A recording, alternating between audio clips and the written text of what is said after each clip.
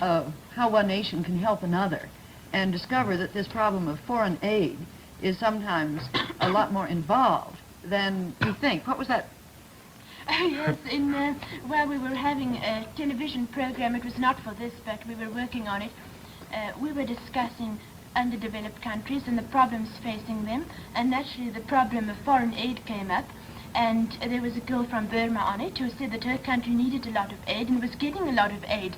And the teacher, an American of course, said, yes, from whom? From America. She said, no, we get aid from Israel. And the teacher looked quite baffled, which just shows that the Americans think of aid really in terms of South America. What is your experience in Ghana? Well, we've also been getting foreign aid from Israel. And, well, lately they've been saying there's some technicians, and, you know, in Israel, they've specialized in irrigation and all that. And, you know, recently in Accra, for example, there was a drought. So we found them very, very useful. Oh, what about Ceylon? Where does your foreign aid come from? Well, we get foreign aid from almost all countries. We get from this country, from Russia, from Canada, from Red China, you know, from England, and so forth. Actually, we don't care from where the aid comes, as long as it comes. Well, we've been talking, me and I, about this problem of cooperation in countries who have a common problem. And we have actually come to the conclusion that it would be much better for countries in Africa south of the Sahara rather to try to cooperate among each other than to look too far away from their countries for cooperation. So much can be done to solve problems which we have in common, which people from overseas really can't give us as good as an aid as, for instance, say, Ghana can give to Nigeria or South Africa can give to Rhodesia. Well, now tell us a little bit more about that. This is interesting. I think that's a very, very good point. Many a time we think too much that only rich countries can give foreign aid. I don't think so at all, because even a poor country may be rich in another field. Let's say in human resources, as I quoted the case of Israel, where they've specialized in irrigation and all that. And in this connection, in Africa, we've got very common problems. The problems of agriculture, for example. We've got diseases threatening both human lives and animals. And I think if we would cooperate, we would get countries coming together. For example, in West Africa, we've got what we call the West African Cocoa Research Institute. You know, cocoa is being threatened by a disease, swollen shoot. And we've got all these West African countries coming together to do research to eradicate this. Well, you know, there's also a movement to cooperate in purely technical problems. There is, for instance, this commission, I think, what is it called? Something about technical aid in Africa south of the Sahara, through which they try to solve problems such as soil erosion, which is very, very... well, now, let me ask you a question. Is this new, this preoccupation of African countries with African problems? Oh, I think definitely. I think that's one of the symptoms of the falling away of the old colonial system of government. Well, tell us about your own experiences in school and at home as you've been growing up. Well, I think that we in South Africa, having both a European community or a white community who calls themselves European and an African community, have always sort of, well, the Europeans at least have always looked away from Africa towards the countries of our ancestry, but lately we're beginning to realize that we are very much part of a homogeneous society, and for instance people are beginning to concentrate more and more on learning native languages. They're beginning to learn languages like Sotho and Xhosa, and also we're beginning to be taught more about the history of the tribes in our country. In your schools? In our schools, yes. Well, now, Nee, what about Ghana? You have a British system of education. Yes. Well, here I must say frankly that we don't learn the other African languages. We only learn the local languages we are taught in school are those found only in the country, but not, say, languages in South Africa.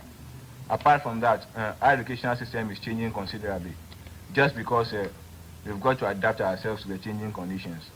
Well, how is it changing, Nee? Well, for example, talking about this question of getting to know more about other countries in Africa. Before independence, we were just learning mostly British history. But now we are tending to broaden our syllabuses so that we could get to know more of the other countries of Africa. After all, Africa itself has got its own history. What do you know about Ethiopia, for example? Oh, well, about Ethiopia, well, I know that, I know of the monarchies. It has been an independent country for a long time, but I wonder what it has achieved. Well, Ethiopia has been an independent country for a long time, it's true. But you must not forget the fact that it's a very underdeveloped country. And it has never had any contact with the outside world. So without transportation, without communication with the outside world, you know, civilization by oneself is very difficult, so we haven't achieved very much. But we have achieved that. We have kept our feeling of patriotism.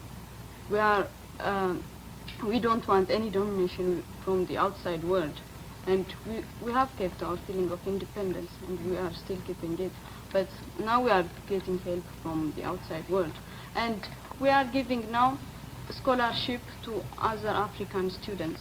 There are some who have come from Ghana and from some other South African countries. Personally, I don't entirely agree with what Neil said about foreign aid. I think it's very good for small countries to help each other. But I don't think we can afford to ignore the really rich countries like the United States and Russia. In my country, I know that we need foreign aid from Russia and America because they are the only countries that can afford to give that sort of aid. And I think this is a problem that all these economically underdeveloped countries face. No, well, it's not a question of neglecting the rich countries. You see, we must realize that although a country may not be rich, it may specialize in a certain field. And in that case, it can be very, very useful to another country. And then also, I think Africa has, during the past few decades, shrunk so considerably because of the expansion of the railway system and better communications between the different African countries. That has always been the big problem of cooperation in Africa. We had, for instance, much better communications with European countries than we had with other African countries. And you can see it in the newspapers. People are beginning to write more and more about what is happening in Africa. And beginning to think of that not only as something happening somewhere, but something that closely relates to their own position. Yes, I think that if our communication is improved in Africa, it will help us a lot. For example, look at the way how all the people are being threatened by the different diseases which are occurring in Africa, like malaria and the fly, which are really very dangerous to the animals in Africa. Yes, and then when Ni said just now that, when Tessa said that we can't ignore the rich countries, there's also the problem of motif. I mean, why does, for instance, the Belgians put money into the Congo? Not for the same reason that, for instance, Ghana would send mining expert or whatever they have to Nigeria. It is very much a matter of give and take when it is cooperation between countries who are really dependent on each other, whereas the colonial system, in that the interests of the country concerned are always subversive to those of the mother country. You've established the point now that all of you, the three of you from Africa, are beginning to learn more about Africa and relinquish your ties, in a sense, with the former mother country. What do you see, if I can ask this quite frankly, what do you see as the future of Africa south of the Sahara, say in the next 20 years? What are you looking forward to? Well, that's a very, very difficult question to answer, but in the first place, I think we must consider these political changes, because in the long run, they'll have to determine the type of societies we are going to establish in the future. You say the political changes. The political changes. We'll have to...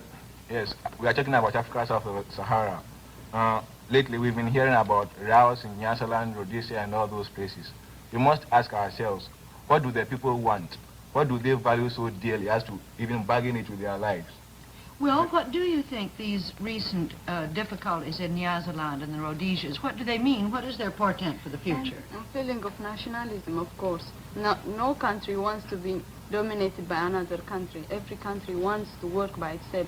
Of course, there are many other countries in Africa who are not really ready for self-government, like Tanganyika and other countries.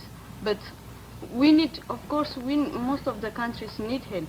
Britain and other countries should give as much help as they can, and they should not restrain education and other things. They should give them their opportunity to get self-government. But, yes, go ahead. Well, you were asking what do we see in the future? Yes. I think that we have to face here the fact that even though we are trying to cooperate, there are in South Africa other problems, very pressing, such as, for instance, racial relations in the different countries, which can really not be solved as a whole, that in which every sovereign country has to make up its mind which path it is following. And the question that seems to face most of the countries are, what are they aiming to? And Well, Marita, excuse me, let me interrupt you just there. You've raised a very interesting point. Does this problem of race relations loom as more important than some of the problems of independence and some of the economic problems you were talking about? How important is it? That, of course, depends on the various countries. In South Africa, for example, the question of race relations is very, very important. It is something to be solved right now. But what about your part of Africa?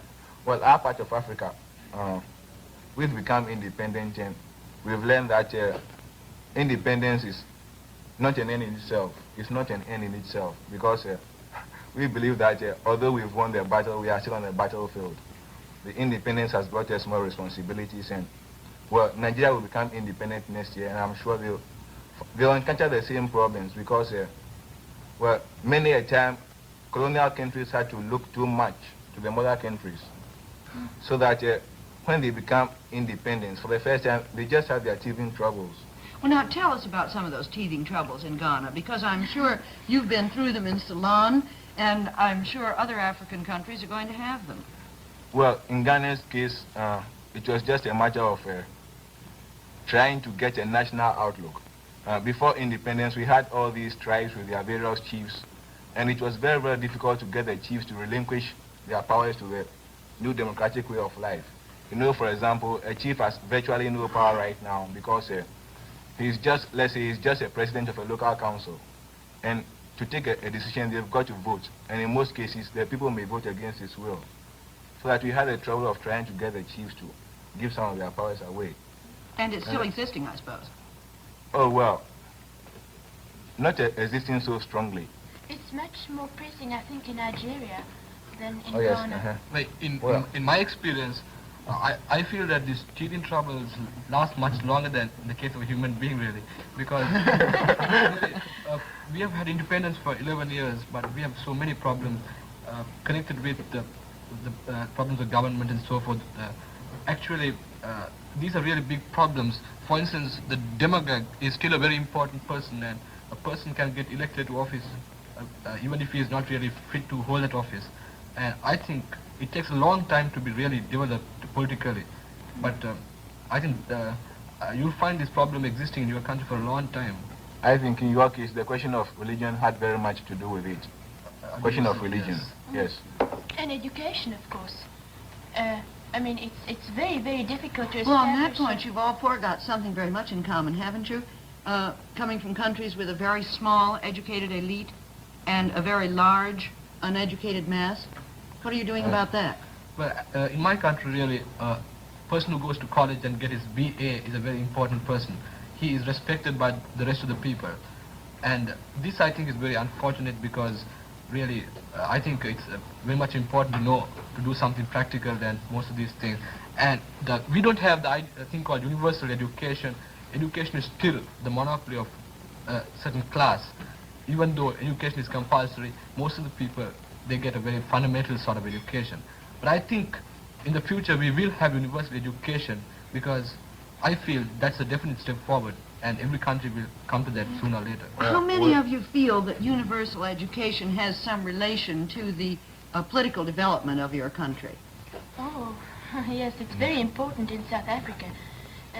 We are trying to extend education as far as possible. Right now it's compulsory for people of European descent, and although it's free, it's non-compulsory for those of non-European descent. But I might mention that there's a larger percentage of Africans on school benches in South Africa than in any other part of the country. And since we are aiming at establishing different communities, it is very important for them to get as good an education as possible in order to be able to accept independence as soon as possible. But, yes, go ahead. Well, the question of education is also very, very important when we are considering development in countries. For example, we became, well, during the first stages, there was It was just 2 years ago. 2 years ago, yes.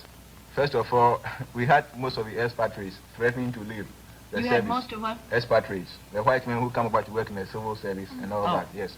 They threatened to leave the country so that everything would corrupt. And, well, of course, the government tried to get them by raising salaries and all that. And then apart from that, we must also try to, I think, adjust our educational system. At the moment, only a few people go to school. It's not that the government is trying to limit the population of literate people, but it's just a question of finance. It is very, very important.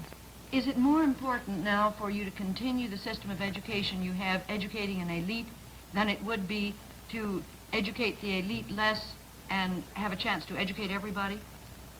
Or is that a fair question? Well, as I say, it's a question of finance. It's very, very important. Well, isn't that a bit an aftermath of the British educational system too? I mean, the British never tried to institute mass education. Why should they? Oh, yes. And I think that they were really educating people to assist in running a government, which was important to them.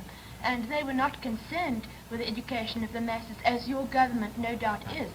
And what would you do in your country right now if you could do anything you wanted to? What's the most important thing to do first? Of course, the basic aim is to use more money in education. That's more important, to get more people educated, because still we depend a lot upon foreigners. We've got all these white men coming over to run the civil service. We've got teachers coming over from Britain and all that, and they can decide at any moment to leave us. Mm-hmm. Is that true in Ceylon? Well, it's becoming less so, but still it's true. Really, one of the most unfortunate things about our system is that there are hundreds and hundreds of people who deserve a college education who can't get one because there's no room in university. And it's I think very unfortunate. And that's where I think we are really far back still. I feel very strongly. Bizu, I want to come back to you and your feeling as an African. You were saying that Ethiopia has been such a closed country with little contact with the outside. What's happening in Ethiopia today? Well, today, our educational system is different from most of the countries. We are getting education free, although it's not compulsory. And we are learning, now we have started to learn a lot about Africa before going out to to Europe or Asia.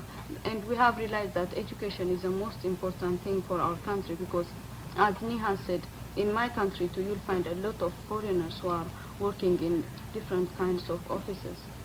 And we need more teachers, we need more doctors, and we need a lot of farmers and technical aid also. Talking about this educated elite, we must also consider one very big problem.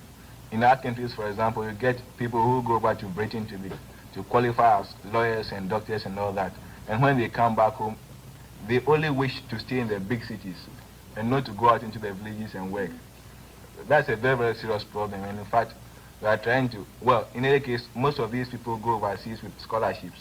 And nowadays, if you get a scholarship from the government, you enter into a bond to serve the government for 5 years, with the result that when you qualify and you come back, the government can send you to even the remotest village. I think it's rather tragic in that very often in Africa, the people who have been working most unselfishly for bettering the masses of Africans were not the Africans themselves, but Europeans who had come there. I'm thinking specifically of Dr. Schweitzer, who's been doing wonderful work in Lambaréné. And it has happened, I think, in that sense still, that the Europeans and the colonial powers in Africa have a tremendous responsibility, because the educational system, it doesn't matter in how far it's been adopted to the country, is still something that has been brought in by I'm getting confused here. One of you says that what you need is to get rid of all the Europeans in Africa. No. The question is, a country is in a very, very dangerous position. when most of the people working in the civil service and all that are foreigners. They can decide to leave any time.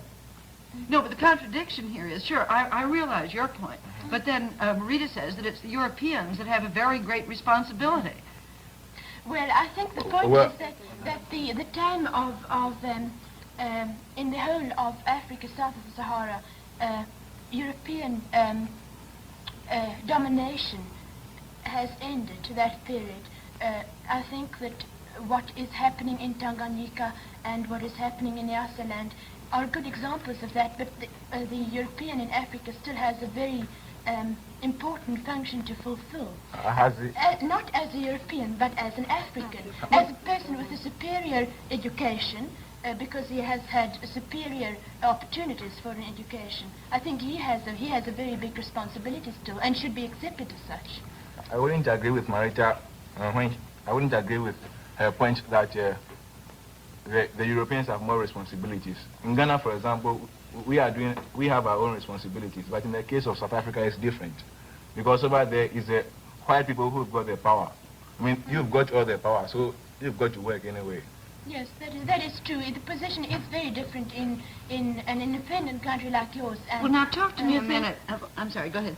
For example, in my country, when I say there are many white people who have come there and working there, that doesn't mean we are dominated by the whites.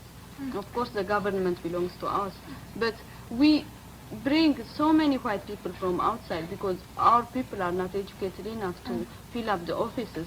So what we need now is to educate our people and then fill up the place instead of importing white people from outside. Well, in Asia, for instance, where the European was indispensable a decade ago, is no longer considered indispensable because Asian countries are managing their affairs very well without any European help as such, active help, people coming in. But wait a minute, Tisa. What about all the countries in Asia that were newly free 10 years ago and had parliamentary forms of government and have now turned to dictatorship? There have been 5 or 6 in the last year. Is that going to happen to Africa, I wonder? Well, it depends on how, to what degree the corruption that came into those governments will be allowed to come into African No, governments. I don't agree with you entirely. I think the point is the parliamentary machinery, it actually works too slow when there are huge problems, huge economic problems, when there are thousands of people starving, for instance.